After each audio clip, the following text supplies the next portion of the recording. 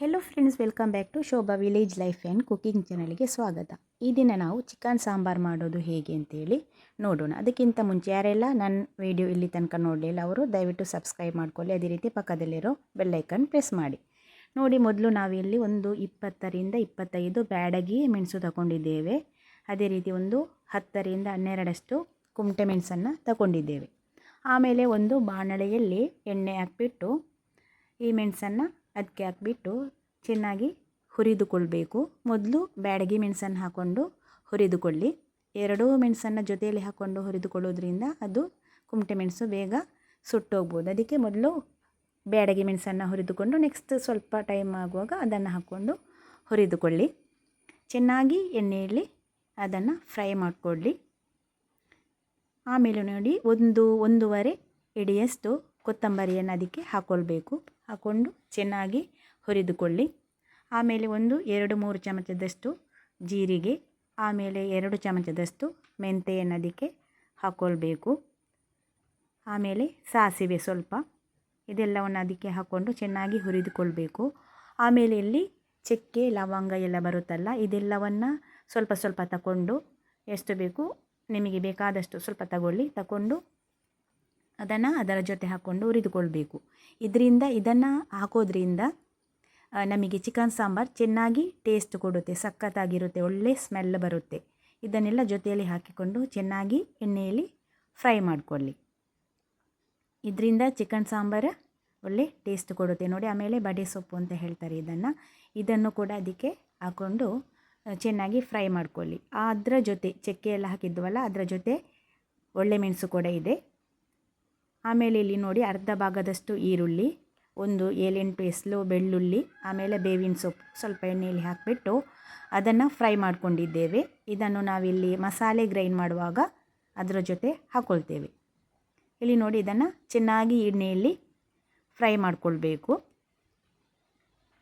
ಚೆನ್ನಾಗಿ ಫ್ರೈ ಮಾಡಿಕೊಂಡು brown colour ಬರೋವರೆಗೂ ಫ್ರೈ ಮಾಡ್ಕೊಳ್ಳಿ. ಆಮೇಲೆ ಅರ್ಧ ಭಾಗದಷ್ಟು, ತೆಂಗಿನಕಾಯಿಯಲ್ಲಿ ಅರ್ಧ ಭಾಗದಷ್ಟು ತೆಂಗಿನಕಾಯಿಯನ್ನು ಅಂದರೆ ತೆಂಗಿನ ತುರಿ ಎಣ್ಣೆಯಲ್ಲಿ ತಗೊಂಡಿದ್ದೇವೆ.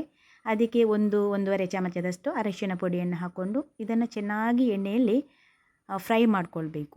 ಚೆನ್ನಾಗಿ ಫ್ರೈ ಮಾಡ್ಕೊಳ್ಳೋದ್ರಿಂದ ಬ್ರೌನ್ ಕಲರ್ ಬರೋವರೆಗೂ ಸ್ವಲ್ಪ ಫ್ರೈ ಮಾಡ್ಕೊಳ್ಳಿ. ಇಲ್ಲಿ ಫ್ರೈ ಮಾಡ್ಕೊಳ್ಳೋದ್ರಿಂದ ಚಿಕನ್ ಸಾಂಬಾರು ಸಖತ್ತಾಗಿ ಟೇಸ್ಟ್ ಕೊಡುತ್ತೆ. ಎಷ್ಟು ಚೆನ್ನಾಗಿ ಫ್ರೈ ಮಾಡ್ಕೊಳ್ತೀರಿ ಅಷ್ಟು ಚೆನ್ನಾಗಿ ಅದು ಟೇಸ್ಟ್ ಕೊಡುತ್ತೆ.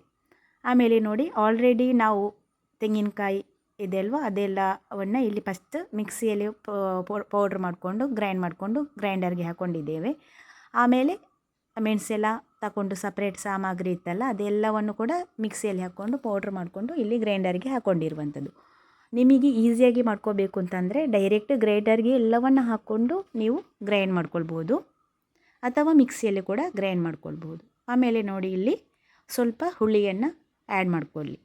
ಆಮೇಲೆ ಒಂದು ಪಾತ್ರೆಯಲ್ಲಿ ಸ್ವಲ್ಪ ಎಣ್ಣೆ ಇಟ್ಟು ಬೇವಿನ ಸೊಪ್ಪು, 1 ಅಥವಾ ಅರ್ಧ ಭಾಗದಷ್ಟು ಈರುಳ್ಳಿ, ಬೆಳ್ಳುಳ್ಳಿ, ಶುಂಠಿ, ಆಮೇಲೆ ಅರ್ಧ ಭಾಗದಷ್ಟು ಟೊಮೆಟೊ, ಇಷ್ಟೆಲ್ಲವನ್ನು ಹಾಕ್ಕೊಂಡು ಚೆನ್ನಾಗಿ ಎಣ್ಣೆಯಲ್ಲಿ ಫ್ರೈ ಮಾಡಿಕೊಳ್ಳಿ. ಇಲ್ಲಿ ಮಣ್ಣಿನ ಪಾತ್ರೆಯಲ್ಲಿ ಮಾಡಿದರೆ ತುಂಬ ಚೆನ್ನಾಗಿ ಬರುತ್ತೆ, ಇಲ್ಲಾಂದರೆ ಬೇರೆ ಪಾತ್ರೆಯಲ್ಲಿ ಕೂಡ ನೀವು ರೆಡಿ ಮಾಡ್ಕೊಳ್ಬೋದು. ಆಮೇಲೆ ಇದಕ್ಕೆ ನೋಡಿ, ಇಲ್ಲಿ ತುಪ್ಪ ಇದ್ದರೆ ತುಪ್ಪ ಆ್ಯಡ್ ಮಾಡ್ಕೊಳ್ಳಿ, ಇಲ್ಲಾಂದರೆ ಬೆಣ್ಣೆಯನ್ನು ಕೂಡ ಆ್ಯಡ್ ಮಾಡ್ಕೊಳ್ಬೋದು.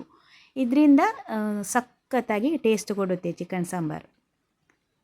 ಅದು ಗೋಲ್ಡನ್ ಬ್ರೌನ್ ಬರುವವರೆಗೂ ಚೆನ್ನಾಗಿ ಅದನ್ನು ಎಣ್ಣೆಯಲ್ಲಿ ಫ್ರೈ ಮಾಡ್ಕೊಳ್ಳಿ. ಆಮೇಲೆ ಚಿಕನ್ ಅಂದರೆ ಇಲ್ಲಿ 1 kg 700 ಗ್ರಾಮಷ್ಟು ಚಿಕನನ್ನು ನಾವು ತಗೊಂಡಿದ್ದೇವೆ. ಇದನ್ನು ಫ್ರೈ ಮಾಡ್ಕೊಂಡಿರುವಂಥ ಈರುಳ್ಳಿ ಎಲ್ಲ ಇದೆ ಅಲ್ವಾ, ಅದಕ್ಕೆ ಹಾಕಿಬಿಟ್ಟು ಚೆನ್ನಾಗಿ ಅದನ್ನು ಮಗುಚಬೇಕು. ಆಮೇಲೆ ಅದಕ್ಕೆ 2 ಚಿಟಿಕೆಯಷ್ಟು ಅರಿಶಿಣ ಪುಡಿ ಹಾಕ್ಕೊಳ್ಳಿ. ಟೇಸ್ಟಿಗೆ ಎಷ್ಟು ಟೇಸ್ಟ್ ಬೇಕೋ ಅಷ್ಟು ಟೇಸ್ಟಿಗೆ ಬೇಕಾಗಿರುವಷ್ಟು ಉಪ್ಪನ್ನು ಹಾಕ್ಕೊಂಡು ಚೆನ್ನಾಗಿ ಮಗುಚಿ ಆಮೇಲೆ ಅದಕ್ಕೆ ಮುಚ್ಚಳ ಹಾಕಿ ಇಟ್ಟುಬಿಡಿ. ನೋಡಿ, ನಾವು ಮುಚ್ಚಳಕ್ಕೆ ಇಲ್ಲಿ ಒಂದು ಬಟ್ಟೆಯನ್ನು ಸುತ್ತಿದ್ದೇವೆ. ಯಾಕೆ ಅಂತಂದರೆ ಅದು ಬಿಸಿ ಆಗುತ್ತಲ್ಲ. ಇದೊಂದು ಕಿಚನ್ ಟಿಪ್ಸ್ ಆಗಿದೆ, ಇದನ್ನು ನೋಡಿಬಿಟ್ಟು ನೀವು ಕೂಡ ಇದನ್ನು ಫಾಲೋ ಮಾಡ್ಬೋದು. ಮುಚ್ಚಳ ತೆಗೆದ ತಕ್ಷಣ ನಮಗೆ ಕೈಯಲ್ಲಿ ತೆಗೆಯಲಿಕ್ಕೆ ಬಿಸಿ ಆಗುತ್ತಲ್ಲ, ಆ ಥರದ್ದು ಮುಚ್ಚಳ ಇದ್ದರೆ ಅದಕ್ಕೆ ಬಟ್ಟೆಯನ್ನು ನಾವು ಸುತ್ತಿಕೊಳ್ಬೋದು. ಇವಾಗ ನೋಡಿ, ಎಣ್ಣೆಯಲ್ಲಿ ಚೆನ್ನಾಗಿ ಚಿಕನ್ ಬೆಂದಿದೆ. ಆಮೇಲೆ ಆಲ್ರೆಡಿ ಗ್ರೈಂಡ್ ಮಾಡಿಕೊಂಡಿರುವಂಥ ಮಸಾಲೆಯನ್ನು ಇದಕ್ಕೆ ಹಾಕೋತಿದ್ದೇವೆ. ಇಲ್ಲಿ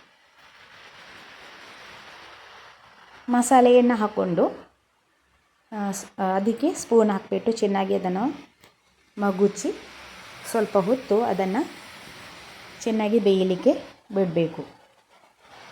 ನೋಡಿ, ಅದಕ್ಕೆ ಸ್ವಲ್ಪ ನೀರು ಬೇಕಂದರೆ ನೀರು ಕೂಡ ಆ್ಯಡ್ ಮಾಡ್ಕೊಳ್ಬೋದು. ಆಮೇಲೆ ಬೆಂದಮೇಲೆ ಅದು ಸ್ವಲ್ಪ ಗಸಿ ಟೈಪ್ ಬರುತ್ತೆ. ತುಂಬ ಸಾಂಬಾರಾಗಿ ಸಿಗಬೇಕು ಅಂತಂದರೆ ನೀರು ಸ್ವಲ್ಪ ಜಾಸ್ತಿ ಹಾಕ್ಕೊಳ್ಬೋದು. ಆಮೇಲೆ ಉಪ್ಪು ಕರೆಕ್ಟ್ ಇದೆಯಾ ಅಂತ ನೋಡಿಬಿಟ್ಟು ಬೇಕಾದರೆ ವಾಪಸ್ಸು ಉಪ್ಪು ಕೂಡ ಆ್ಯಡ್ ಮಾಡ್ಕೊಳ್ಬೋದು ನೀವು. ಇವಾಗ ನೋಡಿ, ಚೆನ್ನಾಗಿ ಚಿಕನ್ ಸಾಂಬಾರು ರೆಡಿಯಾಗಿದೆ. ಇದನ್ನು ನಾವು ಅನ್ನದ ಜೊತೆ ತಿನ್ನೋದಂತೂ ತುಂಬ ಚೆನ್ನಾಗಿರುತ್ತೆ. ಈ ರೆಸಿಪಿ ನಿಮಗೆ ಇಷ್ಟ ಆದರೆ ಅಭಿಪ್ರಾಯವನ್ನು ಕಮೆಂಟ್ ಬಾಕ್ಸ್ನಲ್ಲಿ ತಿಳಿಸಿ. ಮತ್ತಷ್ಟು ರೆಸಿಪಿಗಳೊಂದಿಗೆ ಮುಂದಿನ ವಿಡಿಯೋದಲ್ಲಿ ಸಿಗೋಣ. ಯಾರೆಲ್ಲ ನನ್ನ ಚಾನಲ್ ಸಬ್ಸ್ಕ್ರೈಬ್ ಮಾಡ್ಕೊಳ್ಳಿ. ಧನ್ಯವಾದಗಳು.